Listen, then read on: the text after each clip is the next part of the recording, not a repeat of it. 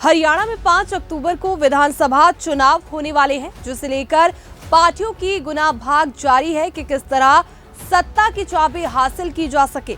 उसी को ध्यान में रखते हुए हरियाणा में भाजपा ने लोकसभा चुनाव 5 सीट हारने के बाद अब विधानसभा चुनावों के लिए अपनी रणनीति बदल ली है। अभी तक पूर्व उप प्रधानमंत्री देवीलाल के परिवार को तरजीह देती आ रही भाजपा ने इस चुनाव में पूर्व मुख्यमंत्री चौधरी भजनलाल और पूर्व मुख्यमंत्री चौधरी बंसीलाल के परिवारों पर ज्यादा भरोसा दिखाया है। कांग्रेस छोड़कर भाजपा में शामिल हुई बंसीलाल की पुत्रवधू किरण चौधरी को राज्यसभा भेज चुकी पार्टी ने अब पूर्व सांसद श्रुति चौधरी को तोशाम विधानसभा क्षेत्र से अपना उम्मीदवार बनाया है।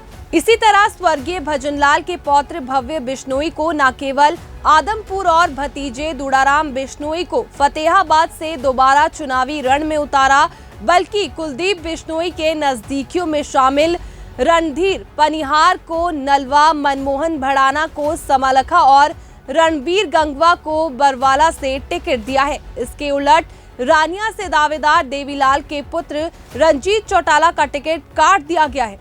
उधर डबवाली में देवीलाल के पौत्र आदित्य भी टिकट कटने के पूर्वानुमान पर मार्केटिंग बोर्ड के चेयरमैन पद छोड़ दिया है और अब अपनी ही परिवार की पार्टी इनेलो को ज्वाइन कर लिया, जिसको भाजपा में रहकर कोसते नजर आ रहे थे।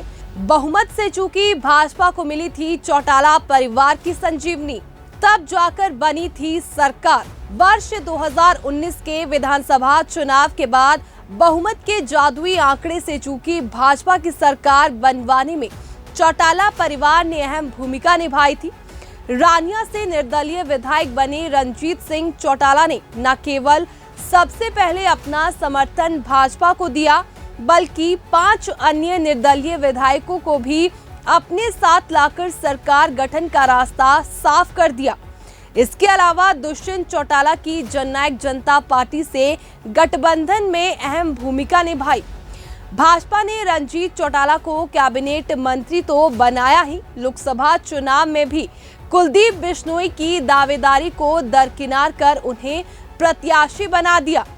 नतीजे उम्मीद के अनुरूप नहीं आए। इसके बाद चौटाला परिवार के नुमाइंदों से भाजपा का भरोसा कम होता चला गया।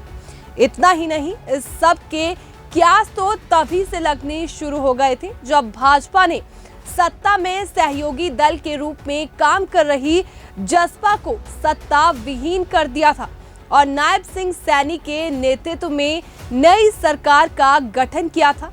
हालांकि उसके बाद चौधरी रंजीत चौटाला पर भरोसा जताया था और उन्हें लोकसभा चुनाव में प्रत्याशी भी बनाया था, लेकिन वे हार गए, जिसके लिए भी रंजीत चौटाला भाजपा के नेताओं को ही जिम्मेवार ठहराते रहे और भाजपा हाईकमान से शिकायत भी की।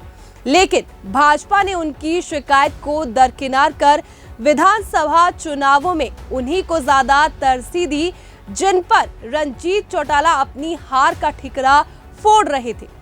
इस सब को देखकर पहले ही लग रहा था कि भाजपा में अब देवीलाल परिवार के लिए कोई स्थान नहीं है और विधानसभा की टिकट वितरण से ये बिल्कुल सच साबित हो गया।